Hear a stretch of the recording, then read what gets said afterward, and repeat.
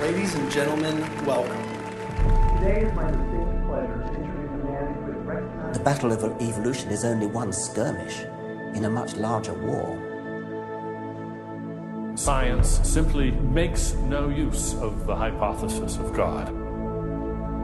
Ask yourself, what has intelligent design given us? Nothing. We cannot accept intelligent design as an alternative scientific theory. They will never accept that we have a better argument. They just pester us and they waste our time.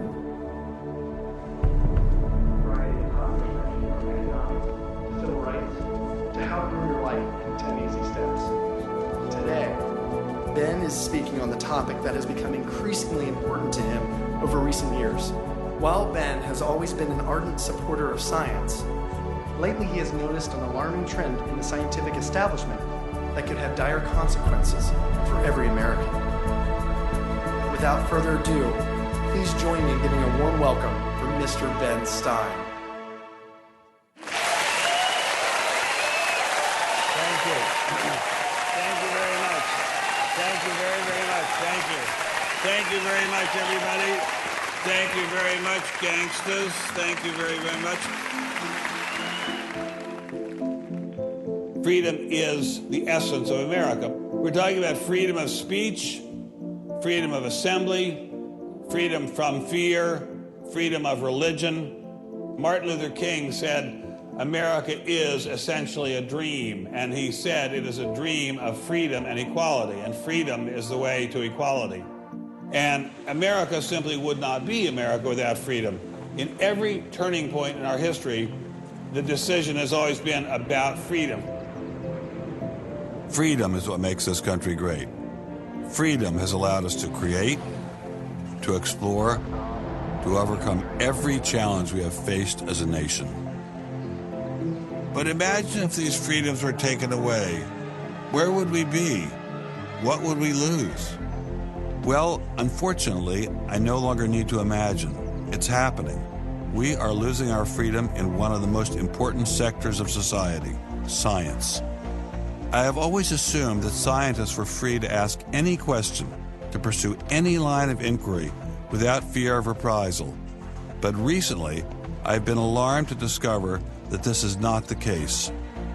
It all began when I met evolutionary biologist Richard Sternberg in Washington, D.C. His life was nearly ruined when he strayed from the party line while serving as editor of a scientific journal affiliated with the prestigious Smithsonian Museum of Natural History. Your office was over there? That's correct. This here is the West Wing. Directly ahead of us is the West Wing of the Natural History Museum. So now you're not there anymore because you're a bad boy. No, I'm not. No, I was exiled. You're a bad boy. You question the powers that be. What was Dr. Sternberg's crime? He dared to publish an article by Dr. Stephen Meyer, one of the leading lights of the intelligent design movement. The paper ignited a firestorm of controversy merely because it suggested intelligent design might be able to explain how life began. As a result, Dr. Sternberg lost his office, his political and religious beliefs were investigated, and he was pressured to resign. The questioning of Darwinism was a bridge too far for many. The mentioning of intelligent design that occurs at the end of the paper was over the top.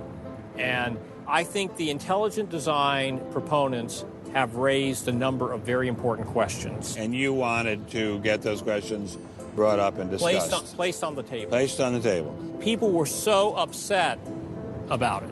They were so upset that you could see they had a physical, emotional reaction. Wow. They were saying that Stephen C. Meyer is a well-known Christian, that Stephen C. Meyer is an intelligent design proponent, that Stephen C. Meyer is a Republican. It was all couched in terms of religion, politics, and sociology. The way the chair of the department put it is that I was viewed as an intellectual terrorist. Terrorist. Because of giving the topic of intelligent design some modicum of credibility. What happened to Dr. Sternberg was terrible, but surely it was just an isolated case. I was still pretty skeptical, so naturally I checked in with the head of the Skeptics Society, Michael Shermer. So I can't prove there is no God or Yahweh in your case, any more than I can prove there is no Isis, Zeus, Apollo, Brahma, Ganesha, Mithras, Allah, or for that matter, the flying spaghetti monster. And think about just one thing. Why would the aliens look like this? Well, these are bipedal. Who drew that? Skepticism, it's not a position you take. It's just an approach to claims. This one is called the borderlands of science, where sense meets nonsense. Is intelligent design nonsense? Well, it's unproven. So in that sense, it's nonsense. So I would put it in the sort of shaded areas between good, solid science and total nonsense. You know, it's sort of 3/4 of the way toward the nonsense side. But you think, nevertheless, people should be allowed to speak about it and publish papers about it? They are free to write and publish and be heard in public forums and go to conferences just like everybody else does. Well, what if a person published something, say at the Smithsonian, in favor of intelligent design and then lost his job over it? And it had been peer-reviewed, and published, and then he lost his job over it anyway. What would happen? What do you think about that situation? I think that particular situation, there was something else going on. What was going on? I don't know. I mean, I don't know, because I don't know, but I think there had to be something. People don't get fired over something like that. You roll up your sleeves, you get to work, you do the research, you get your grants, you get your data, you publish, and you work your butt off, and that's how you get your theories taught. Well, but wait a minute. What if you try and roll up your sleeves and go to work and work your butt off, and they say, well, we're going to fire you if you even mention the word intelligent design? I don't think that's happening. Where is that happening? George Mason University. Throughout its 50-year history, our mission has remained clear: to prepare a diverse population of students to think and to grow in a climate of unbridled academic freedom. After Dr. Caroline Crocker simply mentioned intelligent design in her cell biology class at George Mason University, her promising academic career came to an abrupt end. My supervisor invited me into his office. He said, "I'm going to have to discipline you for teaching creationism." And I said, I mentioned intelligent design on a couple of slides, but I did not teach creationism. He said, "Nonetheless, you have to be disciplined." At the end of the semester, I lost my job. Not only did this well-loved professor lose her job at George Mason, she suddenly found herself blacklisted, unable to find a job anywhere. So whenever I interviewed for a job, I would be offered it, usually on the spot. Since this has happened, and since people can Google my name, I'm finding that when I send my credentials, I do get interviews. I get many interviews, but I never get offered a job. I don't tell them about my science sin. I was only trying to teach what the university stands for, which is academic freedom. There's nothing to be learned in neurosurgery by assuming an accidental origin for the parts of the brain that we work on. It wasn't just biologists who were feeling the Darwinist wrath. When neurosurgeon Michael Egnor wrote an essay to high school students saying doctors didn't need to study evolution in order to practice medicine, the Darwinists were quick to try and exterminate this new threat. A lot of people on a lot of blogs called me unprintable names that were printed. There are a lot of very, very nasty comments.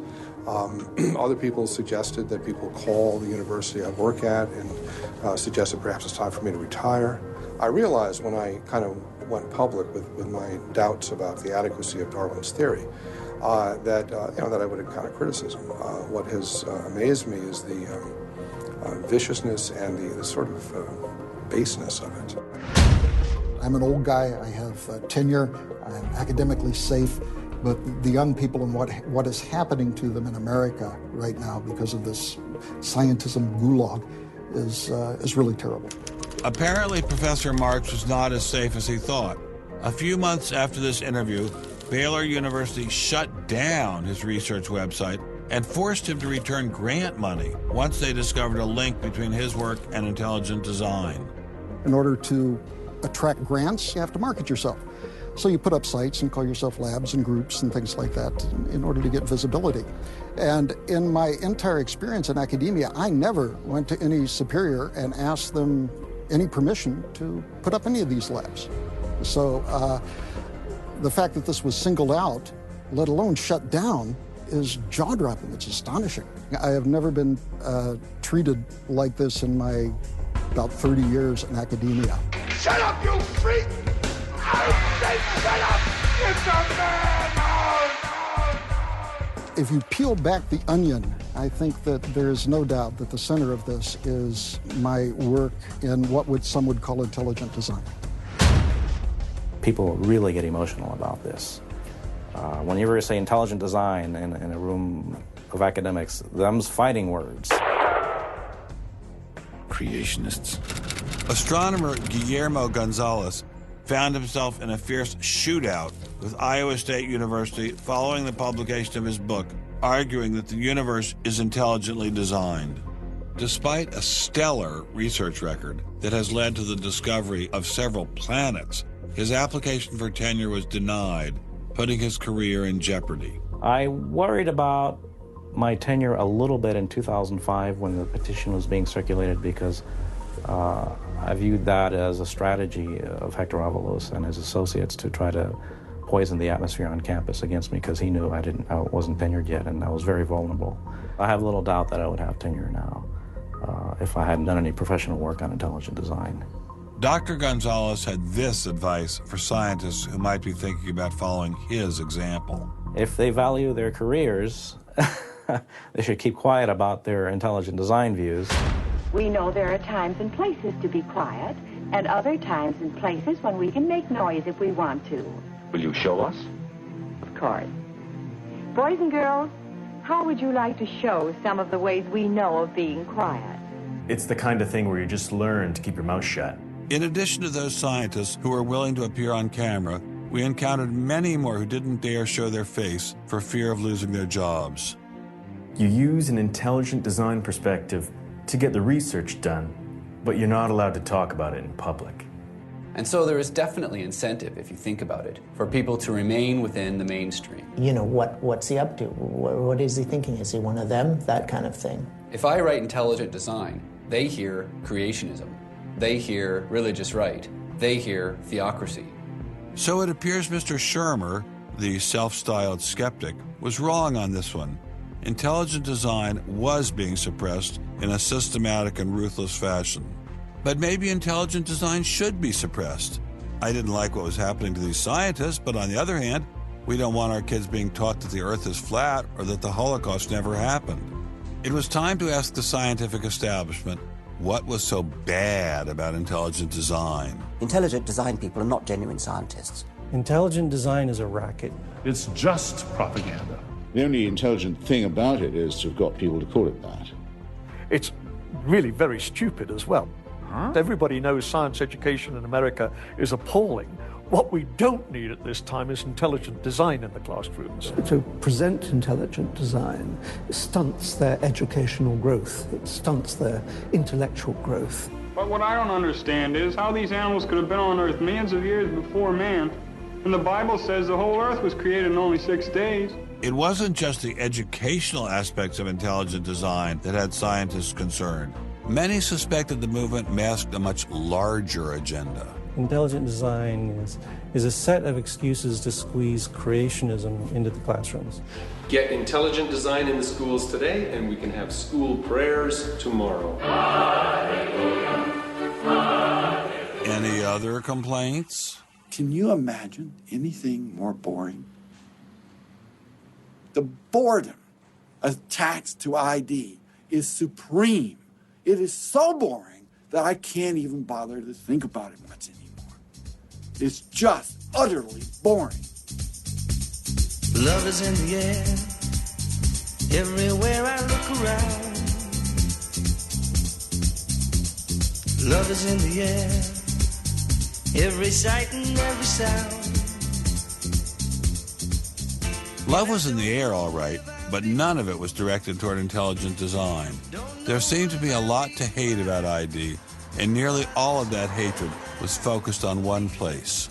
The people from the Discovery Institute, the people who are doing the intelligent design, they're all varnish and no product. The Discovery Institute is a propaganda mill. It's an institution designed to suck in money from religious investors and turn it into a sanitized, somewhat secular version of the creation story to get it into the schools.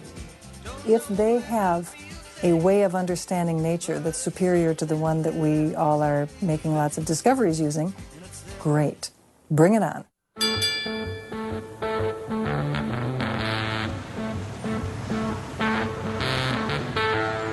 We are really, really lost.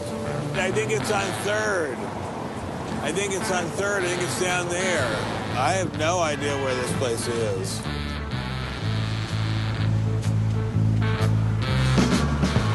I guess I just keep walking. Do you have any idea where the Discovery Institute is? Have you ever heard of that? Never heard of it. Okay, thank you. How are you, sir? Good, yourself? Good. Do you have any idea where the Discovery Institute is? Discovery Institute, not a clue. Discovery Institute. Thank you. It's very kind of you to offer. Welcome to Seattle. Thank you, sir. It's got to be this whole building. Yes, where is the Discovery Institute, please? Discovery Institute on the 8th floor, suite 808. Okay, very good. Aha!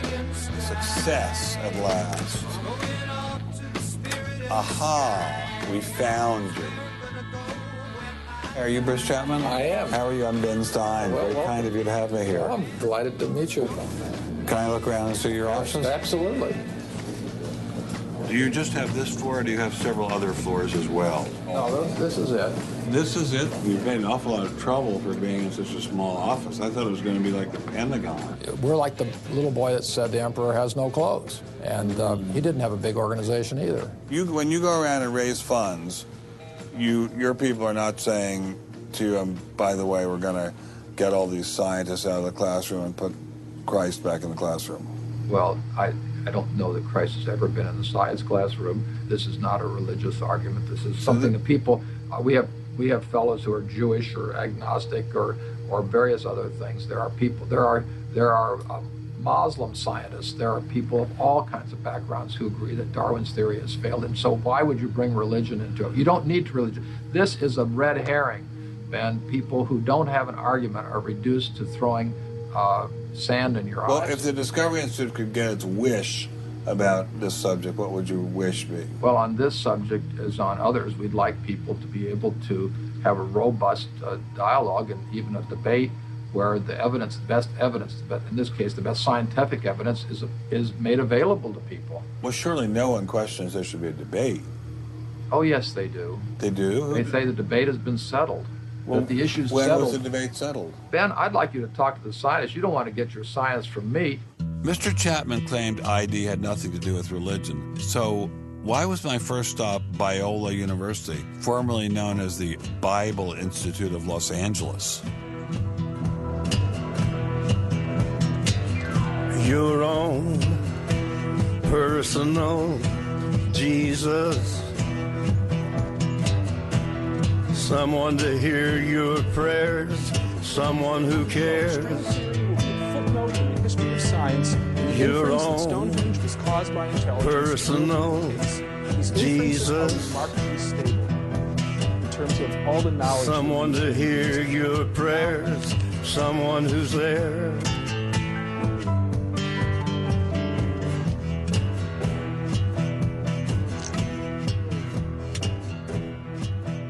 How much money have you ever gotten from Jerry Falwell? $0. How about Pat Robertson? 0. Are you a minister? No.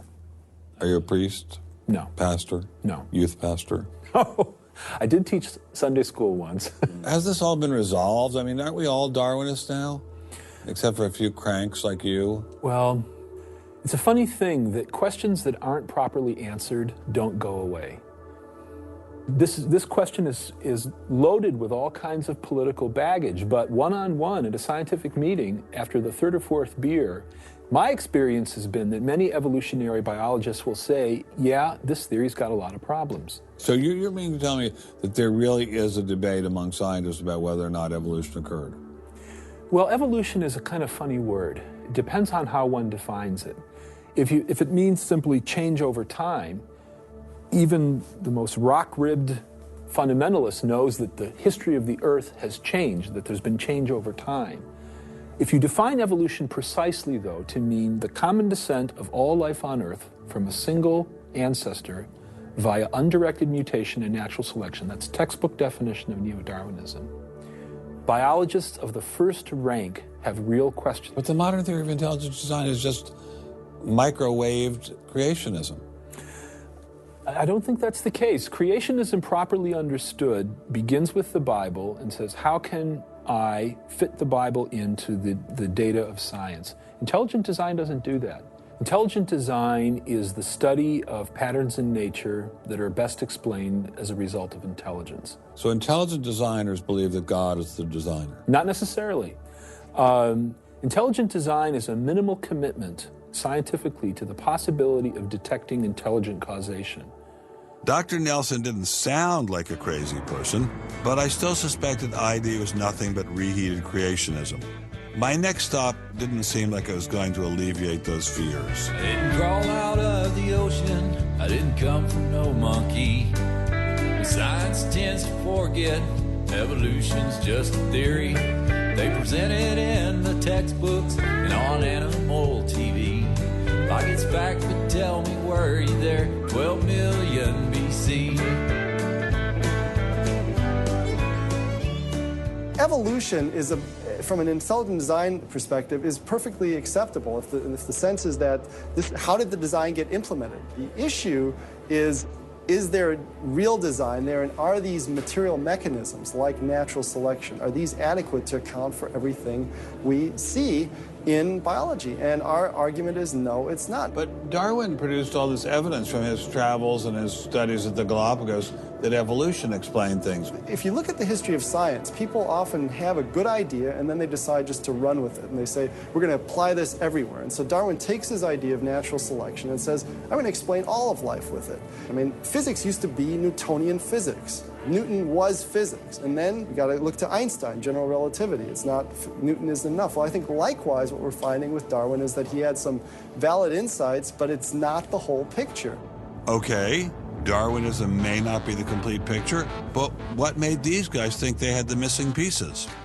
I put this question to Dr. Stephen Meyer, author of the paper that originally got Dr. Sternberg in so much trouble. It's hard to believe that this little town is the headquarters of giant Microsoft, which enabled Mr. Gates to become fantastically rich. Maybe that's what Steve Meyer's doing here. Maybe this is somehow going to make him fantastically rich. We'll pin him down like a butterfly on a butterfly board. Butterfly on a killing board. Coffee shop straight ahead. Newton is buried in the geniuses corner at Westminster Abbey, right? That's correct, yeah. Darwin is also buried in Westminster Abbey. Right, and so is Darwin. Right near each other, right? And you're here in Redmond in a little building without a sign, right? And you're obviously an incredibly smart guy, but how dare you challenge someone who's buried in the geniuses corner next to Newton at Westminster Abbey? Well, it may seem a little cheeky, but it's what scientists are supposed to do. When I was in Cambridge, one of my supervisors often advised us to beware the sound of one hand clapping. which was a way of saying if there's an argument on one side, there's bound to be an argument on the other. And what I found in studying the structure of the argument in The Origin of Species is that for every evidence-based argument for one of Darwin's two key propositions, there is an evidence-based counter-argument. Well, but is it a debate? I mean, there's just you and a couple of other guys in a dinky little office downtown, say on one side, and there's the faculties of all the great universities of the world on the other side. Speaking with a great uniform and authoritative voice. Right. Yeah. Well, in any case, the debate really isn't going to be settled by numbers. It's going to be settled by the evidence and the arguments. While I was still in Bill Gates country, Dr. Meyer recommended I check in with molecular biologist Jonathan Wells. What kind of names do they call you? Creationist. What do you say back to them when they say you're a creationist? Well, I usually don't get the opportunity. What's at stake for you personally here? First of all, I love science. I think the way Darwinism corrupts the evidence, distorts the evidence, is bad for science. Well, the other scientists would tell you to just shut up if you love science, okay? Because you're sort of being a bomb thrower into science. I am upsetting the apple cart, and I think it deserves to be upset in this case. Why? Because the evidence is being distorted to prop up a theory that I think doesn't fit it. Was Darwinism really that bad? Perhaps a change of scenery would give me a fresh perspective. Quand je t'ai vu au coin de la rue, tout est vide, j'ai cru que tous les deux, sous le ciel bleu, nous serions très heureux.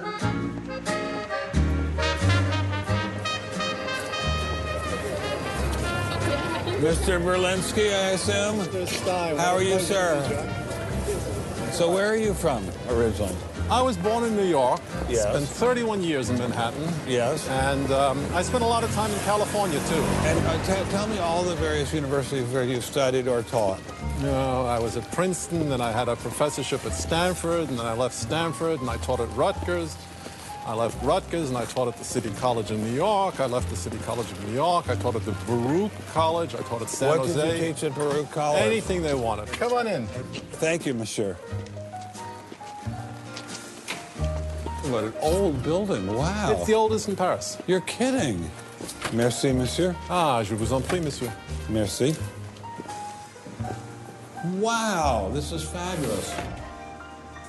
Let's put it this way. Before you can ask, is Darwinian theory correct or not, you have to ask the preliminary question, is it clear enough so that it could be correct? That's a very different question. One of my prevailing doctrines about Darwinian theory is, man, that thing is just a mess. It's like looking into a room full of smoke. Nothing in the theory is precisely, clearly, carefully defined or delineated. It lacks all of the rigor one expects from mathematical physics, and mathematical physics lacks all of the rigor one expects from mathematics. So we're talking about a gradual descent down the level of intelligibility until we reach evolutionary biology. We don't even know what a species is, for heaven's sakes. So his theory is smoke, but elegant smoke. There's a certain elegance to it, but you know, I think Einstein had the appropriate remark. He preferred to leave elegance to his tailor. A room full of smoke? That certainly wasn't what I was hearing from prominent Darwinists like Richard Dawkins. Evolution is a fact. It's a fact which is established as securely as essentially any other fact that we have in science. Richard Dawkins is so confident that evolution is a fact, and that therefore God doesn't exist, that he has devoted his entire life to spreading the evolution gospel. I'm an atheist with respect to the Judeo-Christian God because there is not a shred of evidence in favor of the Judeo-Christian God. It is completely right to say that since the evidence for evolution is so absolutely, totally overwhelming, nobody who looks at it could possibly doubt that if they were sane and not stupid. So the only remaining possibility is that they're ignorant, and most people who don't believe in evolution are indeed ignorant. But the people I spoke with weren't ignorant. They were highly credentialed scientists. So there had to be something else going on here. So you think the whole theory of evolution is false, or just certain parts of it? Well, again, evolution is a slippery word. I would say minor changes within species happen. But Darwin didn't write a book called How Existing Species Change Over Time. He wrote a book called The Origin of Species. He purported to show how this same process leads to new species, in fact, every species. And the evidence for that grand claim is, in my opinion, almost totally lacking. How does Darwin or Darwinism say life began? Well, he didn't know, and in fact, nobody knows. So Darwinism, strictly defined, starts after the origin of life and deals only with living things. Well, how can there be a theory about life without a theory about how life began? Well, a grand overarching evolutionary story, of course, does include the origin of life, but Darwin's theory doesn't begin until you have the first cell. Well, does someone have a theory about how life began?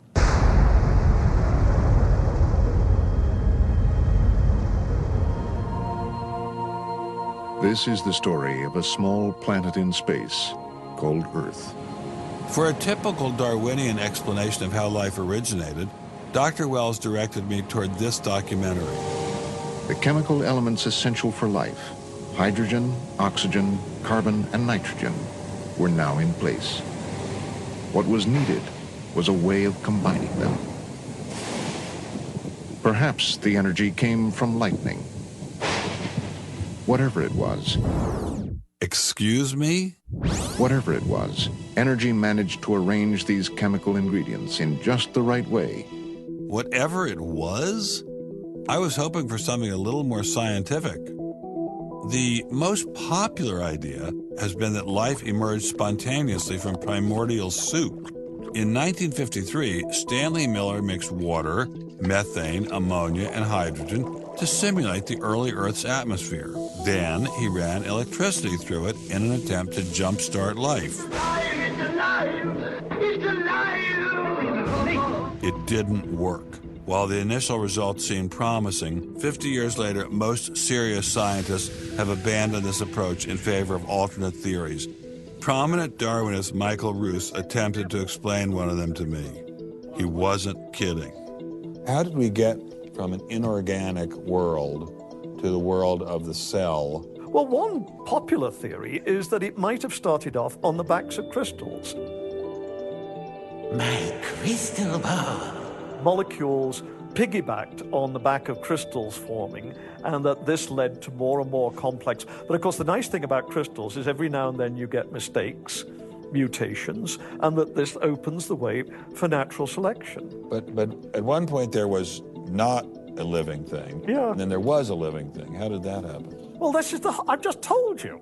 And I don't see any reason why you shouldn't go from very simple to more and more complex to more and more complex. I don't either, but I don't know how you get from mud to a living cell. That's my question. Yes, well, I've told you. I think it's on the back of crystals. On the backs of crystals. On the backs of crystals is at least one hypothesis, yes. So that's your theory, and you think that is more likely and less far-fetched than intelligent design? I think it is.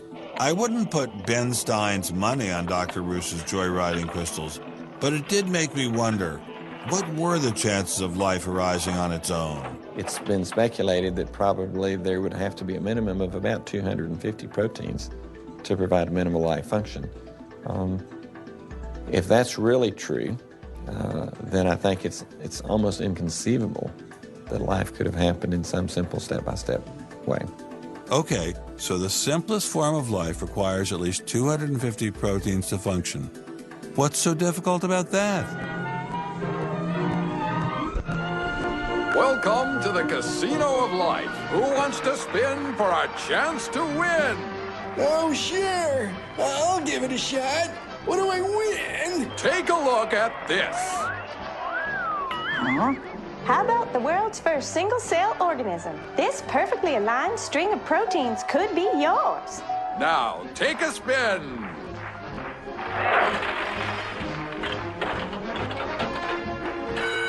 I won! Tina, tell him how many times he needs to do that to win the prize. 250. That's right, folks, and all in the correct order. But that's impossible. We've heard that before, haven't we, Richard? Come on, Mother Nature, do your thing. You stupid machine! I hate you!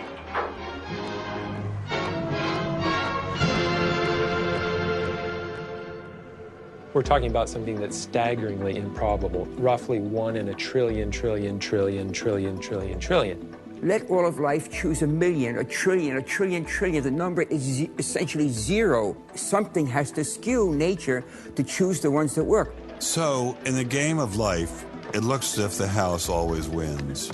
Luckily, some serious scientific minds have figured out a way to beat the odds. Directed panspermia.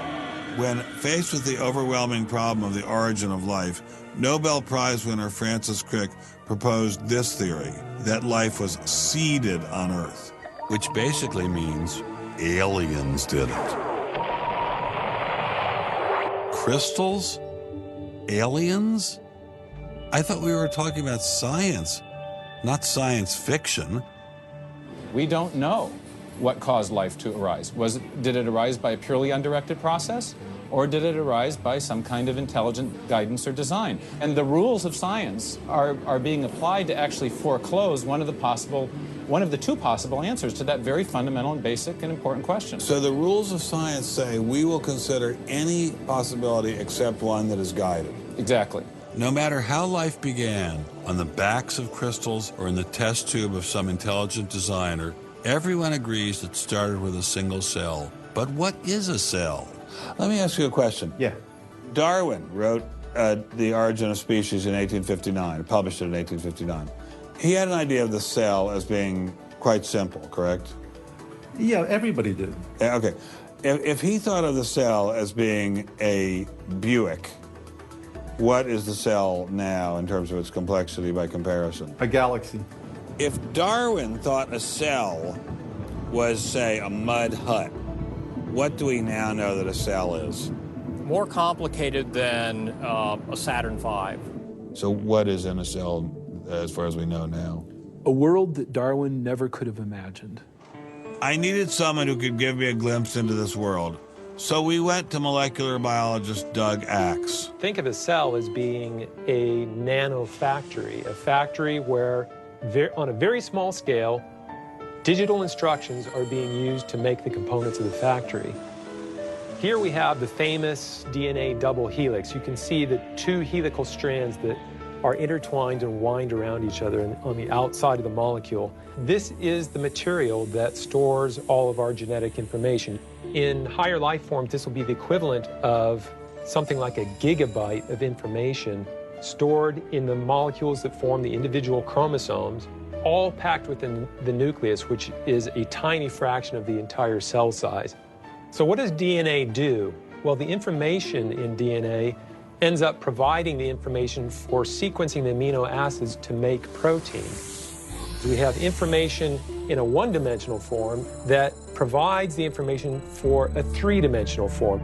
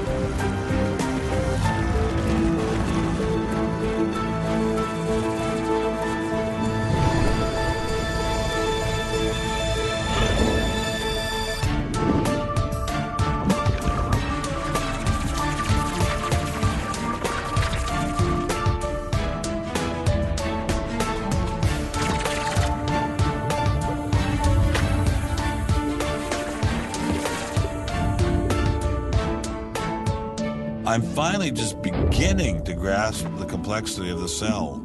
Are there systems within the cell that go well beyond Darwinian evolution? Some type of cellular technology that drives adaptation, replication, quality control, and repair? What if these new mechanisms have massive design implications? Well, I say, so be it.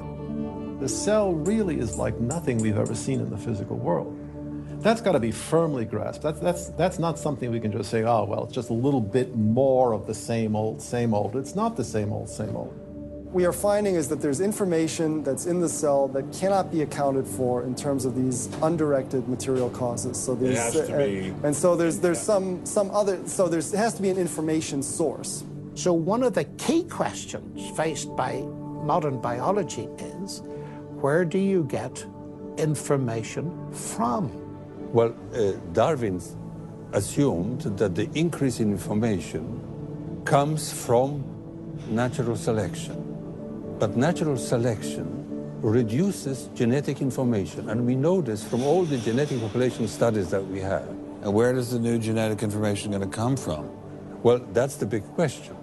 So when we find information in the DNA molecule, the most likely explanation is that it too had an intelligent source. I mean, we need engineering principles to understand these systems, okay? I mean, it's only because of our advancements in nanotechnology that we can even begin to appreciate these systems. But using intelligent design didn't seem to stop the scientists I spoke with, so why all the controversy? Suppose we find, simply as a matter of fact, that our scientific inquiries point in one direction. Which is that there is an intelligent creator. Why should we eliminate that from discussion?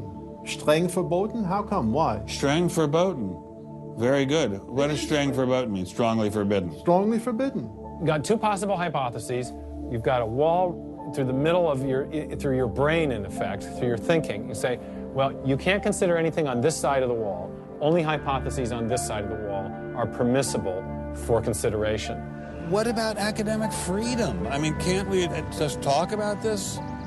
Their reply is that science is not a democratic process. Oh, really? And that there is a consensus view. But wait a minute, we are to subscribe to the wait a second, but view. Darwin challenged the consensus view, and that's how we got Darwinism. If Darwin wanted to challenge the consensus today, how would he do it? Science isn't a hobby for rich aristocrats anymore. It's a multi-billion-dollar industry. And if you want a piece of the pie, you've got to be a good comrade. Scientific ideas. How we get them to you, the people. Every idea must be inspected to ensure that it is safe. All theories must pass through a series of checkpoints. First, the Academy. Getting a controversial theory through the Academy can be dangerous. Few people know this better than Congressman Mark Souder. He uncovered a targeted campaign led by individuals within the Smithsonian and the National Center for Science Education to destroy Dr. Sternberg's credibility. If you want peer reviews, if you want to be published, if you want to go to respected institutions, the core view does not tolerate dissent. There's kind of a, this is the way it is, and anybody who's a dissenter should be squashed. Are you going to be on my side if I let you up? Sure, Chick, sure. I'm on your side.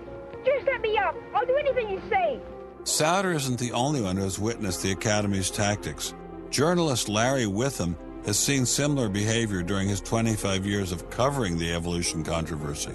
Once you're thick in science, you can't question the paradigm. But if you want to get grants, if you want to be elected to high positions, if you want to get awards as a promoter of public education of science, you can't question the paradigm.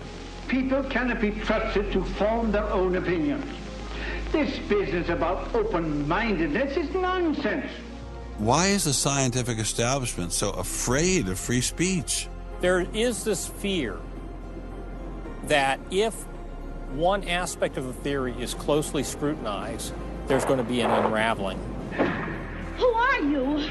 Oh, I am the great and powerful Wizard of Oz. I interviewed dozens and dozens of scientists, and when they're amongst each other or talking to a journalist who they trust, they'll speak about, it's incredibly complex, or molecular biology is in a crisis. But publicly, they can't say that. Keeping a keen eye on the Academy are various watchdog organizations. Listen to Eugenie Scott of the National Center for Science Education. The NCSE has been at the heart of virtually every evolution controversy over the past 25 years, vigorously defending the Darwinian gospel. We have had a lot of business, unfortunately, at NCSE in the last few years, because virtually every state in which Science Education Standards has come up for consideration, has had a big fight about the coverage of evolution in them. NCSE was started by a group of scientists and teachers who were very concerned because in the late 70s and early 80s there were a lot of attempts to pass equal time for creation science and evolution laws. And clearly this is something that neither scientists nor teachers liked. It wasn't exactly help the creationists are coming, but it's, kind of along those lines. Most scientists just throw up their hands and say, creationists, they drive me crazy, you handle it. We've worked a lot with science education organizations. The most important group we work with is members of the faith community, because the best kept secret in this controversy is that Catholics and mainstream Protestants are okay on evolution. Are you sure about that, Eugenie? Liberal Christians have been fighting with conservative Christians for so long that they'll side with anybody against the fundamentalists. And Eugenie Scott says, well, welcome over. There's a kind of science defense lobby, or an evolution defense lobby in particular. They are mostly atheists, but they are desperately wanting to be friendly to mainstream, sensible religious people. And the way you do that is to tell them that there's no incompatibility between science and religion. But is there really an incompatibility? Can't we believe in God and Darwin? Implicit in most evolutionary theory is that either there's no God or God can't have any role in it. So naturally, as many evolutionists will say, it's the strongest engine for atheism. If they called me as a witness, and a lawyer said, Dr. Dawkins, has your belief in evolution, has your study of evolution turned you towards atheism? I would have to say yes. And that's the worst possible thing I could say for winning that court case. So people like me are bad news for the science lobby, the evolution lobby. By the way, I'm being a hell of a lot more frank and honest in this interview than many people in this field would be. Working hard to keep ideas in check are our friends in the media. Morning, paper. Paper, mister? The tendency of the media is to side with the establishment because they inherently agree with the establishment. Eugenie Scott, my understanding is that there is not a single peer-reviewed article out there that supports intelligent design. Am I wrong? You are not wrong. You are correct. I believe that we get coverage, but we always get coverage like we're the outsider, not like it's an even debate. But instead of merely reporting news, he analyzes it, often expressing his personal opinions. We constantly deal with reporters who refuse even to report the correct definition of intelligent design. They, over and over again, talk about life is so complex, God must have done it. Just admit it, it's religion. Very simple. You just can't, it's religion. It's a wanton distortion of our position. Study desk. I've got a hot story here. You can look at Associated Press stories, and the same sentence will appear in those stories for 10 years. Intelligent design says that life is too complex. It's called a boilerplate. And the reporter never reports anymore or gets any new ways to say it, so the public understanding never advances. But what happens if a reporter decides to take a more balanced approach to intelligent design? There might be remarkable pressure on that reporter not to side against the evolutionists. I thought I told you to kill that story. Few reporters have learned this better than author and journalist Pamela Winnick. When she refused to take sides in an article she wrote about intelligent design, the Darwinists found a new favorite target. Number one, I wasn't Christian, I was Jewish. Number two, I wasn't religious.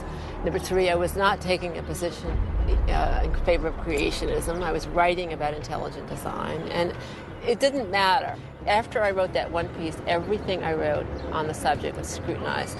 There were hate letters coming into the newspaper. If you give any credence to it whatsoever, which means just writing about it, you are just finished as a journalist. Other journalists we spoke with told similar stories, but didn't dare appear on camera. And now, the presses are ready to roll. When all other checkpoints fail, there is always the courts.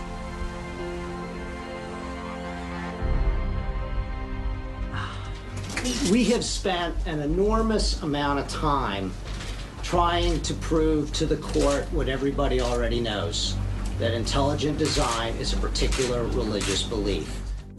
But I thought scientific questions were settled by the evidence, not by taking people to court and suing them. How do other countries deal with such disputes?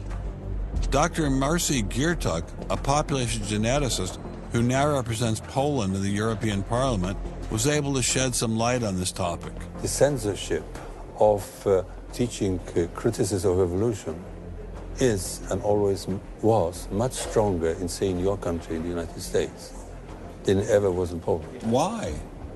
Why would the censorship... That is because you have a political correctness in your country. These issues are brought to court, and the court says what you can and what you cannot teach.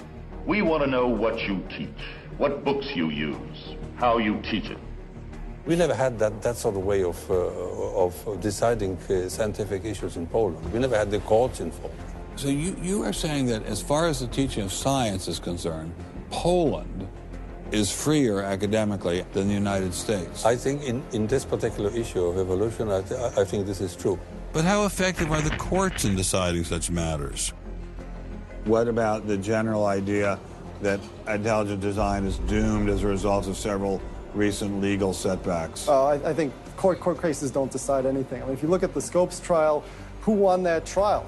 It wasn't the evolutionists. I mean, it was the Tennessee law was upheld, barring evolution.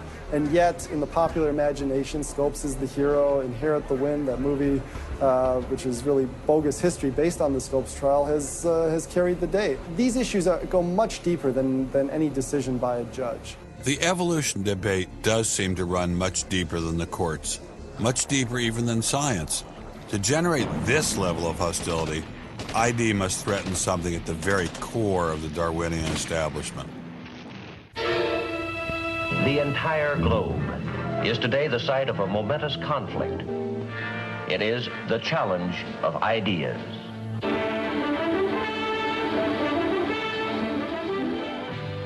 I am Edward R. Murrow. For a little while, I would like to review with you the great conflict of our times, one which demands and must get the attention and the involvement of each one of us. This conflict over the principles of evolution has become a religious war. It really is no longer about scientific investigation. It is total competition with an antagonist who is putting into it everything within his capability.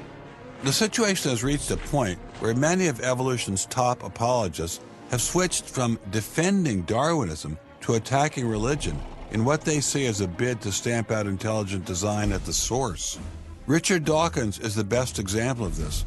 His recent book, The God Delusion, has sold over 1 million copies worldwide. The God Delusion is my long-expected, long-worked-on, full-frontal attack on religion. To me, science is about trying to explain existence, and religion is about trying to explain existence. It's just that religion gets the wrong answer. But is Dawkins correct? Are science and religion really at war? For an appraisal of this continuing and protracted conflict, we can go to a reporter who has watched the growing conflict with the perception of a trained military observer. Oxford professor Alistair McGrath, author of The Dawkins Delusion, seemed like the ideal person to answer my question. Richard Dawkins has a charming and very, I think, interesting view of the relationship between science and religion. They're at war with each other, and in the end, one's got to win, and it's going to be science. It's a very naive view. It's based on a complete historical misrepresentation of the way science and religion have interacted. Dawkins seems to think that a scientific description is an anti-religious argument. Describing how something happens scientifically somehow explains it away. It doesn't. But the questions of purpose, intentionality, the question why, still remain there on the table. And I think it was just a catastrophic mistake to have someone like Dawkins address himself to profound issues of theology, the existence of God, the nature of life. He hasn't committed himself to disciplined study in any relevant area of inquiry. He's a crummy philosopher. He doesn't have the rudimentary skills to meticulously assess his own arguments. Genius guy, though. Very smart guy. A little bit of a reptile, but a very smart guy. The opposing point of view in this conflict rests on a fundamentally different vision of man. If you have two distinguished scientists, and in fact you can range many more on each side, as you know, saying exactly opposite things, that's telling me that the conflict is not between science and belief in God. Otherwise, you'd expect all scientists to be atheists. But it's a worldview conflict. It's between scientists who have different worldviews. You've got two competing explanations of the evidence. One says design, one says undirected processes. Both of them have larger philosophical or religious or anti-religious implications.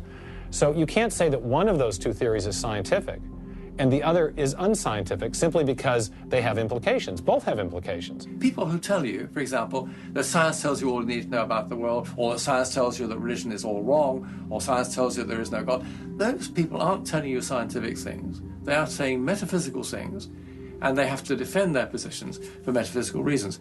What is being presented to the public is, first comes the science, and then comes the worldview. I would want to argue that that may not be the case, that it may actually be the other way around, that the worldview comes first and is influencing the interpretation of science. My deep regret is some people are so deeply entrenched in their own worldviews that they will simply not countenance alternatives. I'm actually a person of the left. And not even a particularly religious person. I think of myself as kind of humanist. And I think it's sending a very bad message to religious people who are interested in science, that in some sense, in order to do science credibly, they have to leave their religious beliefs at the door. The founders of early modern science, Sir Isaac Newton, Robert Boyle, Johannes Kepler, Galileo, most of these early scientists all not only believed in God, but they thought their belief in God actually made it easier to do science. You can be religiously motivated and you can do good science. And they have more often gone together than not gone together. Admitting our biases is the best way towards rational discussion, which I would welcome. Rational debate is a nice thought, but it's nearly impossible in the current climate. I'd seen the chilling effect that this unquestioning devotion to Darwinism has had on science, but were there other consequences? No gods, no life after death, no ultimate foundation for ethics, no ultimate meaning in life, and no human free will are all deeply connected to an evolutionary perspective. You're here today and you're gone tomorrow, and that's all there is to it. Dr. Will Provine, professor of the history of biology at Cornell University, gave us another disturbing glimpse into where Darwinism can lead. Oh, I was a Christian, but I never heard anything about evolution because it was illegal to teach it in Tennessee. Dr. Provine's first biology professor changed all that. He started talking about evolution as if it had no design in it whatsoever. And I came up to him and I said, "You've left out the most important part." And he said, "If you feel the same way at the end of one quarter, I want you to stand up in front of the students in this class and tell them this deep lack in evolution." And I read that book so carefully, and I could find no sign of there being any design whatsoever in evolution. And I immediately began to doubt the existence of a deity. But it starts by giving up an active deity, then it gives up the hope that there's any life after death. When you give those two up, the rest of it follows fairly easily. You give up the hope that there's an imminent morality. And finally, there's no human free will. If you believe in evolution, you can't hope for there being any free will. There's no hope whatsoever of there being any deep meaning in human life. We live, we die, and we're gone. We're absolutely gone when we die. Dr. Provine is no stranger to the prospect of death. Nearly a decade ago, he was diagnosed with a large brain tumor. Let's suppose my tumor comes back, as it almost certainly will. Well, I'm not going to sit around like my older brother did last year, and he was dying of ALS, Lou Gehrig's disease. He wanted desperately to die, but we couldn't help him die. I don't want to die like that. I'm going to shoot myself in the head long before then. I'm going to do something different. I hope these are empty words for my friend, Dr. Provine, because shortly after this interview was recorded, he learned his brain tumor had returned. I don't feel one bit bad about holding the views that I do. There's not anything in the views I hold that makes me, oh, I wish I had free will, or, oh, I wish there were a God. I don't ever wish that. Dr. Provine's deconversion story was typical amongst the Darwinists we interviewed. Biologist P.Z. Myers, who runs the pro-Darwin, anti-religion blog Pharyngula, says science eroded his faith as well. I never hated religion. I found religion quite comfortable, and I liked the people in it. What led to the atheism was learning more about science, learning more about the natural world, and seeing these horrible conflicts with religion.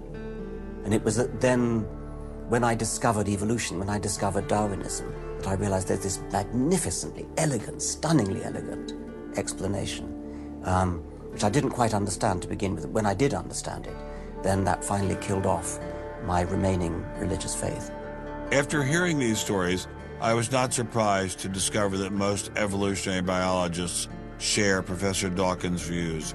It appears Darwinism does lead to atheism, despite what Eugenie Scott would have us believe. And if you separate out the ethical message from religion, what have you got left? You got a bunch of fairy tales, right? I think that God is about as unlikely as fairies, angels, hobgoblins, etc. Religion, I mean, it's just fantasy, basically. It's completely empty of any explanatory content. And it's evil as well. Half the people in this country think that drugs is what you have to regulate to make us safer, and half the people think guns, that's what you got to regulate to make us safer. But I always think if you're going to regulate one thing that has the most potential to cause death and destruction, religion. You got to start with religion, and Religion is an idea that gives some people comfort, and we don't want to take it away from them. It's like knitting. People like to knit. You know, we're not going to take their knitting needles away. We're not going to take away their churches. But what we have to do is get it to a place where religion is treated at the level it should be treated. That is something fun that people get together and do on the weekend and really doesn't affect their life as much as it has been so far. So, what would the world look like if Dr. Myers got his wish? Greater science literacy, which is going to lead to the erosion of religion. And then we'll get this nice positive feedback mechanism going, where as religion slowly fades away, we get more and more science to replace it. And that will displace more and more religion, which will allow more and more science in.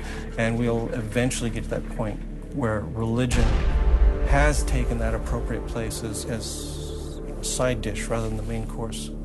But will eradicating religion really lead to a modern utopia? Let me try to imagine that. And let's let history be our guide.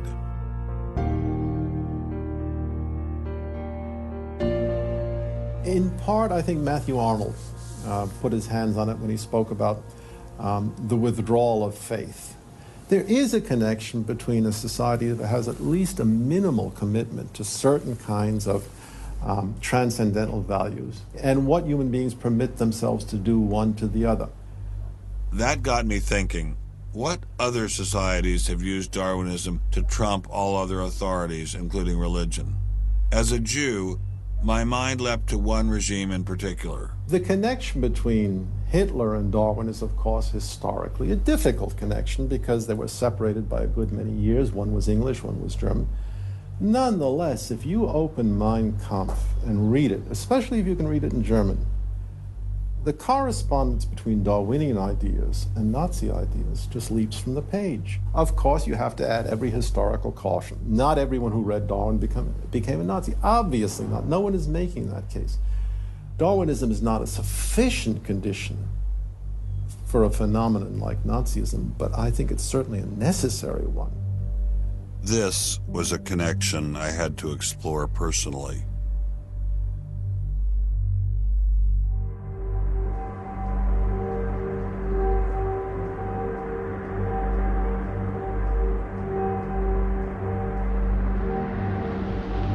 American officers arrive at a Nazi institution seized by First Army troops. Under the guise of an insane asylum, this has been the headquarters for the systematic murder of...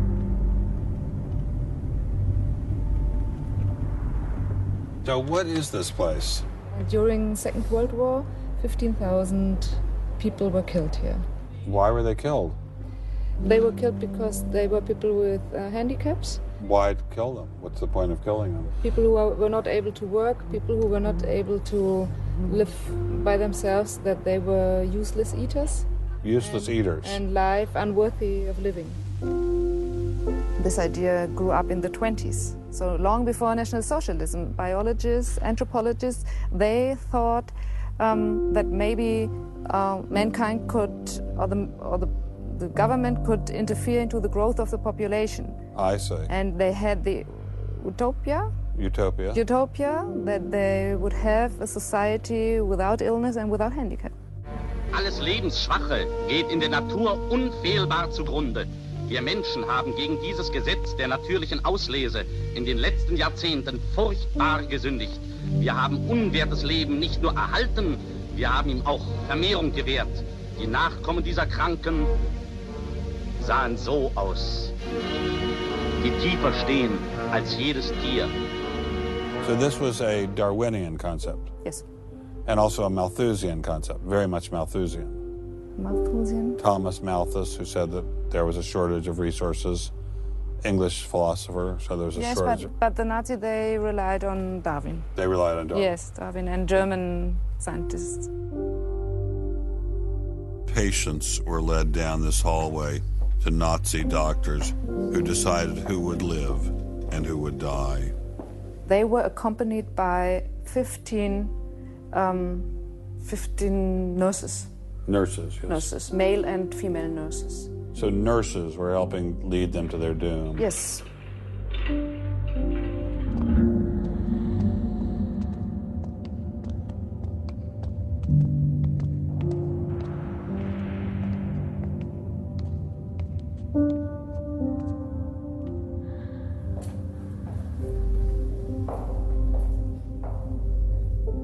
So were the prisoners told they were taking a shower? Yes, they were taking a shower, and here was 1 or 2 showers. So how many people were brought into this room? 60 to 70.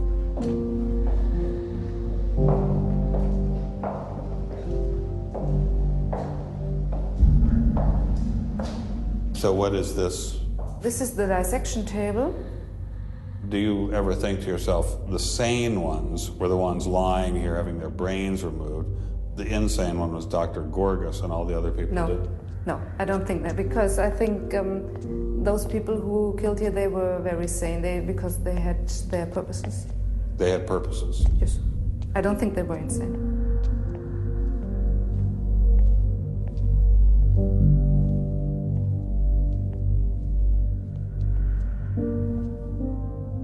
They had 2 crematory ovens. I see. And they killed about 70 people. A day? So a day, so they had... That's barely enough time. And they only killed from Monday to Friday. So... Because the people who were doing the killing needed to have the weekend off. If you met Dr. Gorgas today, what would you say to him? I don't know.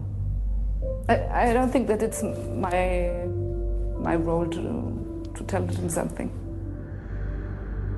It's difficult to describe how it felt to walk through such a haunting place, to know that these cold stone and tile walls were the last things the victims of Hadamar ever saw. I wanted to explore this connection further, so I met with the author of From Darwin to Hitler, Dr. Richard Weikart. Hitler and many of the physicians that carried out this program were very fanatical Darwinists, and particularly wanted to apply Darwinism to society. Was wir uns unter der deutschen Jugend der Zukunft wünschen, ist etwas anderes, als was die Vergangenheit sich gewünscht hat. Wir müssen einen neuen Menschen, auf das unser Volk nicht an den typischen Degenerationserscheinungen dieser neuen Zeit runtergeht. Many of these people in the 19-teens, 1920s who were putting forward some of these ideas about racism were considered the leading scientists. These were Darwinists who were taken seriously by fellow academics. It's not to say that all academics believed it. These leading academics, were there any of them who were Americans? There were plenty of Americans who were saying similar kinds of things. Not only were Americans saying such things, they were pioneers in this fledgling science known as eugenics. They thought they could help evolution along by sterilizing the so-called feeble-minded and prohibiting them from getting married.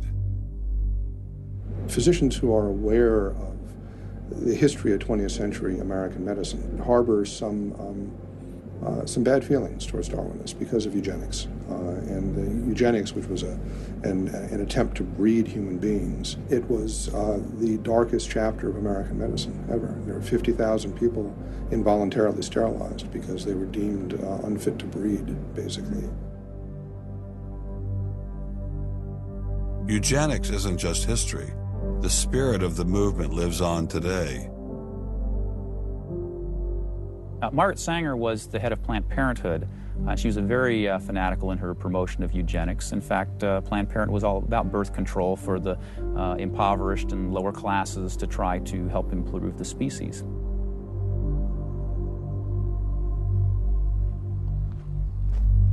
From Hadamar, I traveled with Dr. Weikart to Dachau, where the Nazis applied the ideas of eugenics on a massive mechanistic scale. When it was a fully functioning concentration camp, and what was the purpose of it? I mean, part of it was to repress political enemies. What was the rest of the purpose? Well, beyond the repression of the political enemies, which was its purpose at the very beginning, then later on it transformed into repressing racial enemies. And sometimes those categories overlapped because sometimes they thought that these people were political enemies because they were inferior biologically. The war itself was part of the Darwinian struggle for existence for Hitler. And he saw the extermination of the Jews as one of those fronts to this warfare going on as this Darwinian struggle for existence. Would you say that Hitler was insane? No, I wouldn't say he was insane. I think he had imbibed some very, very wrong ideas. And in fact, I think he took the logic of them in certain ways that brought him to take very radical solutions for them. Would you say he was evil? Oh, I'd definitely say he was evil. Is there such a thing as evil? Oh, I think there is. And is there such a thing as good? Oh, definitely. And evil can sometimes be rationalized as science. Oh, sure. And evil can sometimes be rational. When it's rationalized as science, and I think when it's rationalized in this particular way, I think Hitler thought he was doing good. He thought he was doing good? Oh, I think so. He thought he was benefiting. He thought he was benefiting humanity by driving evolution forward and creating a better humanity.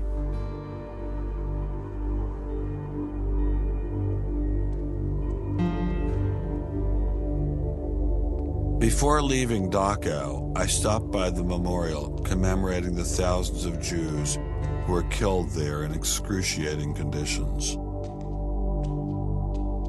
I know that Darwinism does not automatically equate to Nazism. But if Darwinism inspired and justified such horrific events in the past, could it be used to rationalize similar initiatives today?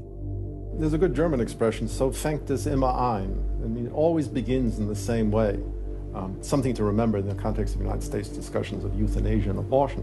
It always begins in the same way. There seems to be an excellent argument for getting rid of useless people by killing them. Or at least it seems excellent to the people advancing the argument. It's the love affair with death and, the euthanasia and this movement going on, which I find appalling. And the idea is that, immediately rid our society of anybody who might be a drain and think of people in economic terms. And I think that's where some of the Darwin fits in, actually. It's just a devaluing of human life. First of all, if you take seriously that evolution has to do with, the transition of life forms and that life and death are just natural processes, then one gets to be liberal about abortion and euthanasia. All of those kinds of ideas seem to me follow very naturally from a Darwinian perspective, a deprivileging of human beings, basically. And I think that people who want to endorse Darwinism have to sort of take this kind of viewpoint very seriously. And when we see an elite, and it is an elite that controls essentially all the research money in science, saying there is no such thing as moral truth, science will not be related to religion. I mean, it's essentially official policy of the National Academy of Science that religion and science will not be related. I mean, hey, you know, that cuts off a lot of debate, doesn't it? What's going to happen if this doesn't change? Well, I think we're watching it happen, aren't we? I needed time to think, so I traveled to the birthplace of this idea.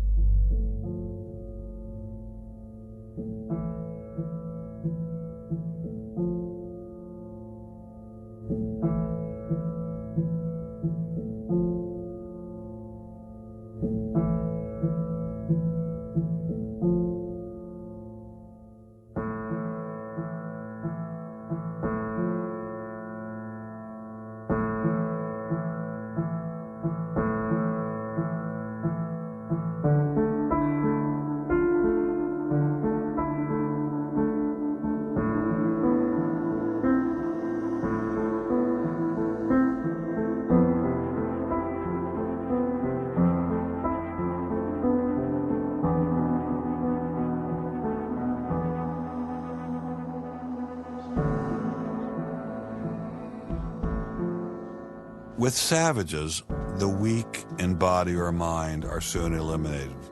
We, civilized men, on the other hand, do our utmost to check the process of elimination. We build asylums for the imbecile, the maimed, and the sick. Thus, the weak members of civilized societies propagate their kind. No one who has attended to the breeding of domestic animals will doubt that this must be highly injurious to the race of man. Hardly anyone is so ignorant as to allow his worst animals to breed. Charles Darwin, The Descent of Man, 1871.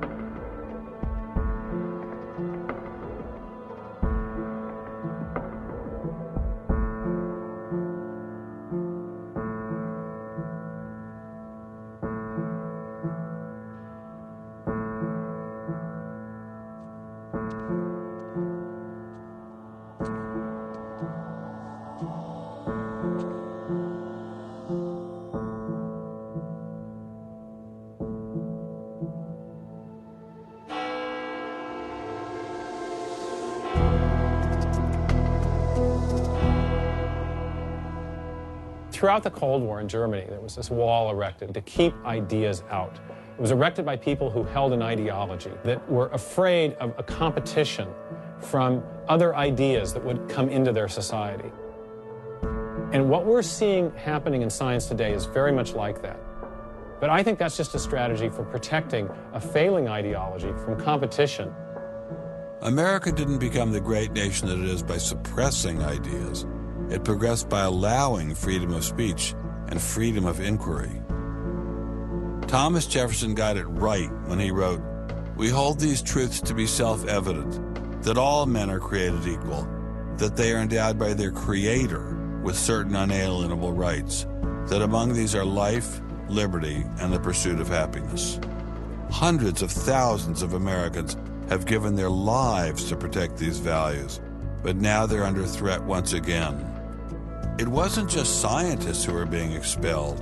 It was freedom itself, the very foundation of the American dream, the very foundation of America. If we allowed freedom to be expelled in science, where would it end? The Darwinian establishment is so massive and so entrenched, it appears impenetrable. I couldn't bring it down myself, but I could at least confront those who had expelled the scientists I'd met. What would you say if you had Eugenie Scott sitting next to you? What would you say to her? I would ask her, by what authority does she and those like her presume to declare what is and is not science? You know, he's sort of made himself martyr of the day. They've gotten a lot of mileage out of, poor Rick Sternberg. And we got lip service from the leadership of the Smithsonian, but I didn't feel they ever followed through. We went into the Smithsonian looking for answers, but we ran into the same stone wall as Congressman Souter. We're not authorized to do this, so it's a stop. Come on down to the office,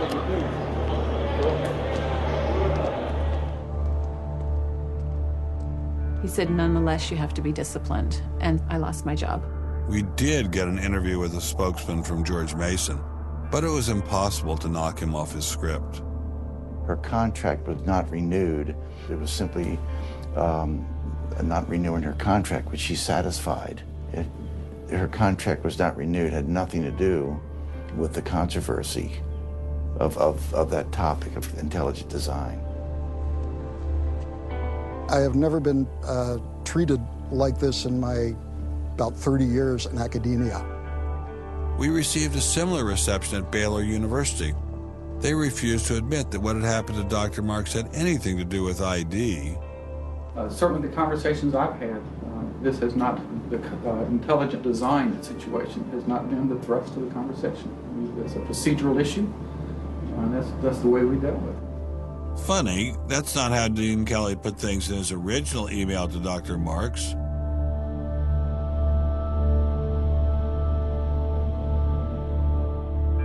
I'm not mixing my religion with my science. The questions that I ask in my intelligent design research are perfectly legitimate scientific questions.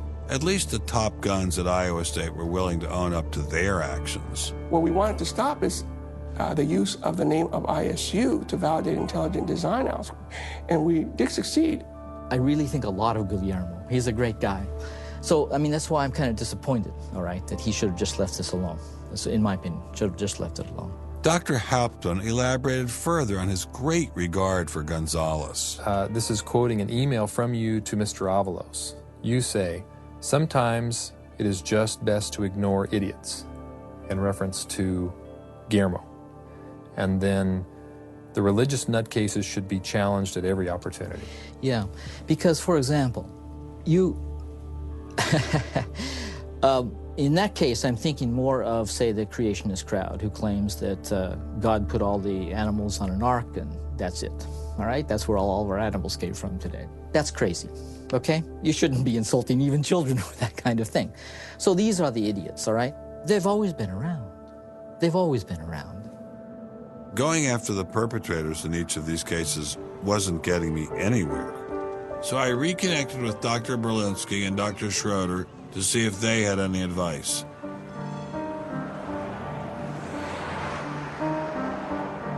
There's a boundary to what science will accept right now.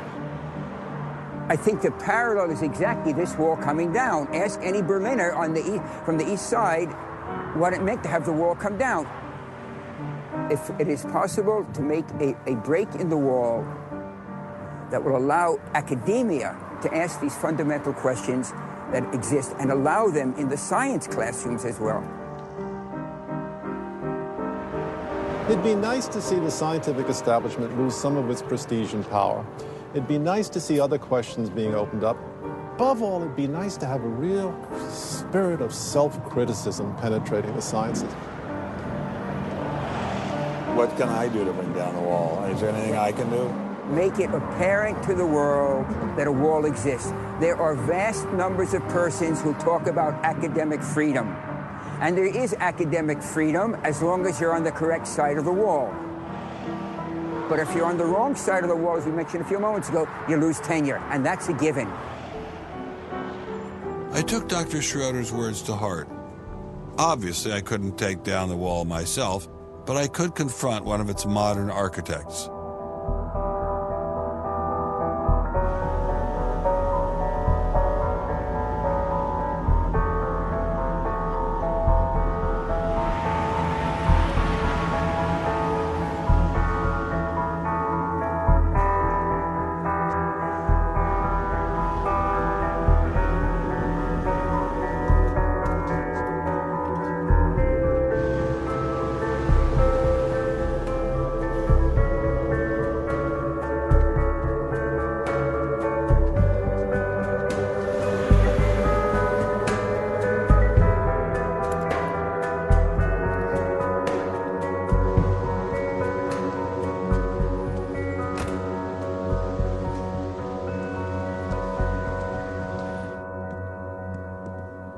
Hello, Professor Dawkins. How are you? I'm Ben Stein. I'm so sorry to keep you waiting. How are you? Fine, thank you. You have written that God is a psychotic delinquent invented by mad, deluded people. No, I didn't say quite that. I said something rather better than that. Oh, well, please tell us what you said. Please tell us what you said. Well, I would have to read it from the book. No, please. The God of the Old Testament is arguably the most unpleasant character in all fiction. Jealous and proud of it, a petty, unjust, unforgiving control freak, a vindictive, bloodthirsty ethnic cleanser, a misogynistic, homophobic, racist, infanticidal, genocidal, filicidal, pestilential, megalomaniacal, sadomasochistic, capriciously malevolent bully. So that's what you think of God? Yeah. How about if people believed in a God of infinite lovingness and kindness and forgiveness and generosity, sort of like the modern day God? Why spoil it for them? Why not just let them have their fun and enjoy it? I mean, I don't want to spoil anything for anybody. I write a book, people can read it if they want to. I believe that it is a liberating thing to free yourself from primitive superstition. So religion is a primitive superstition? Oh, I think it is, yes. So you believe it's liberating to tell people that there is no God? I think a lot of people, when they give up God, feel a great sense of release and freedom. Why do you think that? I mean, what's your dad? What's your scientist? What's your data? I think, well, I've had a lot of letters saying that, and I've... There are 8 billion people in the world, Dr. Dawkins. How many letters have you had? No, I haven't done that. That's quite true. Professor Dawkins seemed so convinced that God doesn't exist that I wondered if he would be willing to put a number on it. Well, it's hard to put a figure on it, but I mean, I'd put it as something like, 99% against or something. Well, how do you know it's 99%? I don't. Say not 97%. No, I did. You asked me to put a figure on it, and I'm not comfortable putting a figure on it. I think I just think it's very unlikely. What? But you couldn't put a number on it? No, of course not. So it could be 49%. Well, it would be. I mean, I think it's unlikely, but it's quite far from 50%. How do you know? I don't know. I mean, I put an argument in the book. Well, then who did create the heavens and the earth? Why do you use the word who? You see, you immediately beg the question by using the word who. Well, then how did it get created? Well, by a very slow process. Well, how did it start? Nobody knows how it started. We know the kind of event that it must have been. We know the sort of event that must have happened for the origin of life. And what was that? It was the origin of the first self-replicating molecule. Right, and how did that happen? I told you we don't know. So you have no idea how it started? No, nor has anybody. Nor has anyone else. What do you think is the possibility that intelligent design might turn out to be the answer to some issues in genetics or in evolution? It could come about in the following way. It could be that at some earlier time, somewhere in the universe, a civilization evolved by probably some kind of Darwinian means to a very, very high level of technology and designed a form of life that they seeded onto perhaps this planet. Now, that is a possibility and an intriguing possibility. And I suppose it's possible that you might find evidence for that if you look at the detailed details of biochemistry, molecular biology, you might find a signature of some sort of designer. Wait a second.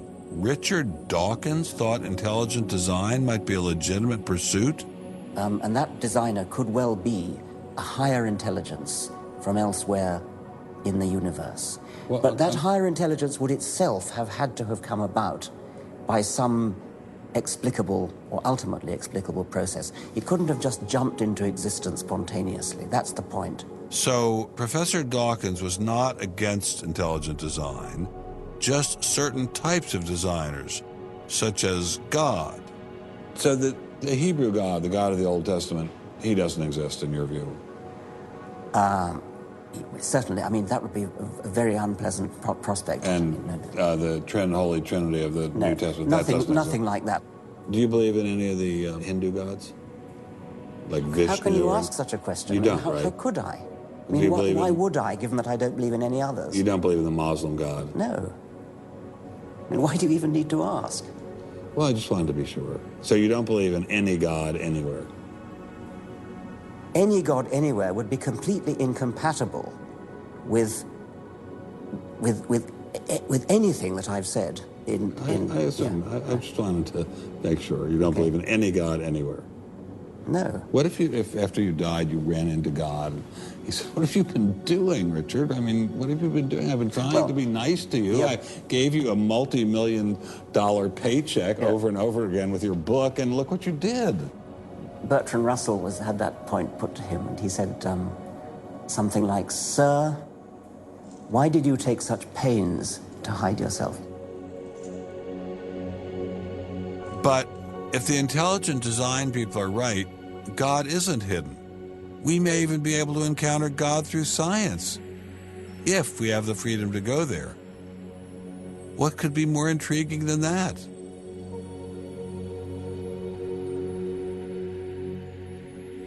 We take freedom for granted here in the United States.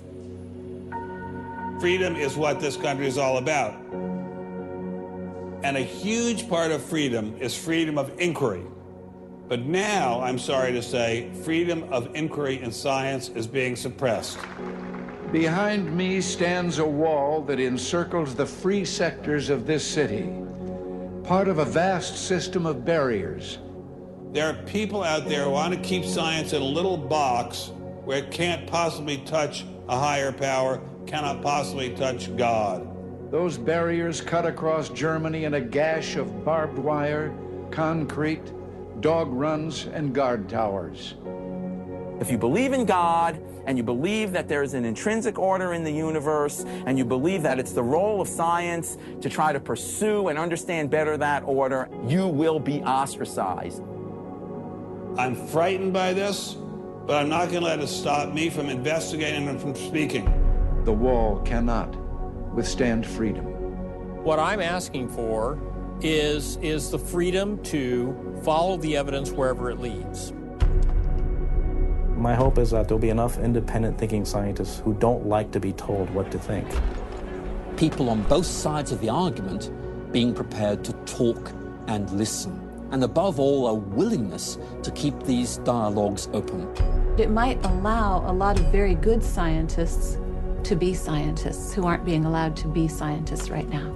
I don't care what they end up as being. I don't care if they end up being religious, a young earth creationist. If they have thought their way through the issues and get there, I'm all for them. And why do I think we're going to win in this struggle? Because truth-crushed earth will rise again. To find out what's true has a value all of its own. If it has additional good consequences, so be it. Because no lie can live forever. And I believe that science gives us one perspective on the world, and our religious insight gives us another perspective on the world. And by putting the two together, they will see more deeply and more truly. And if we will stand up for freedom, freedom is the victor. And if we all do that, we will overcome.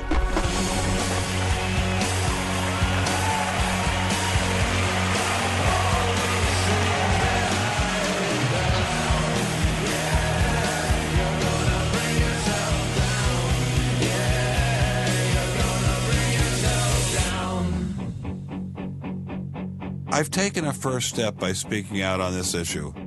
But if the wall is to come down, we all have to do our part.